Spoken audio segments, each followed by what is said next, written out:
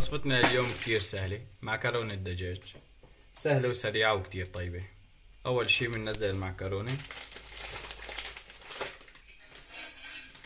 بننزلها حارة، بنحط معها بس الملح، ما بنحط زيت، لأن إذا حطينا زيت السطح بزيت، يعني ما بتاخد الصوص على السوا. بنرش بس ملح وبنعيفها لتغلي. بنتبل الصدر، معلقة بهار ونص معلقة ملح كبيرة، بنحركهم سوا.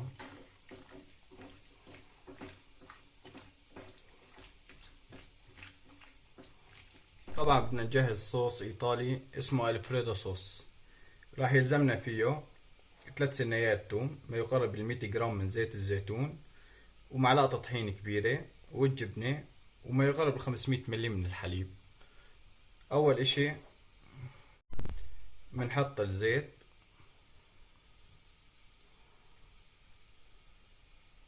بنعيفه ليحمى شوي. بننزل الصدر اول شي بنأمره،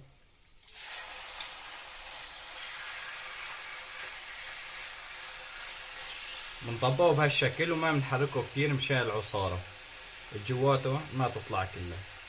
بس هيك بنطبقه تطبيقه وبنعيفه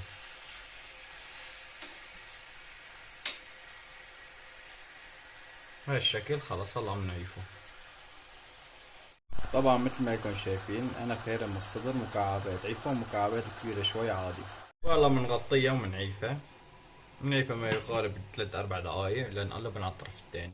هلا بنرجع بنحركه تحريكة خفيفة وبنعيفه كمان، هيك بس تحريكة كتير خفيفة. هلا هيك صار عنا تمام. راح ننزله مشان نكمل الصوص.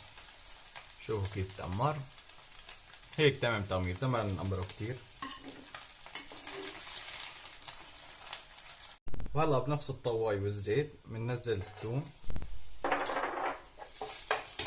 بنعيفهم شوي بس ليتغير لونه.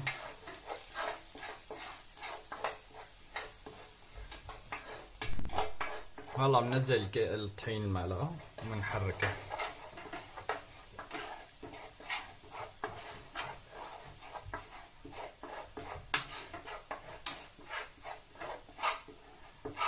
والله بننزل اول كاسة حليب وبنحركهم مع بعض، بنضل عم نحرك.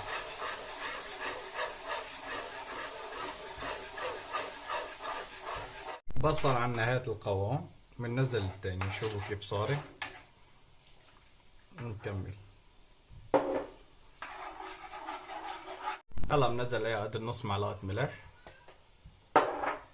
وهلا بننزل الجبنة وبنحركهم مع بعض.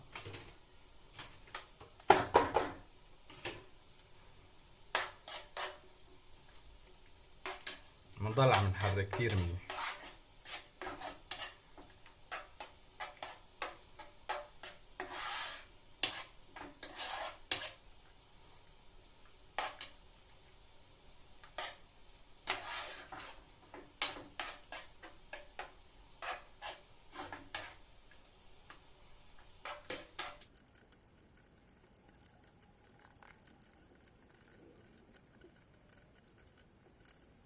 هذا القوام اللي بدنا اياه، هيك صارت تمام. شوفوا كيف صارت، هيك تمام صار.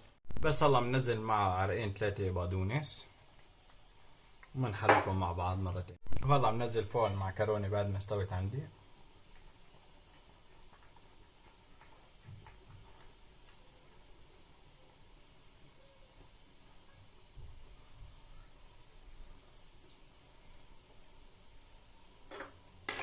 نخلطها مع بعض.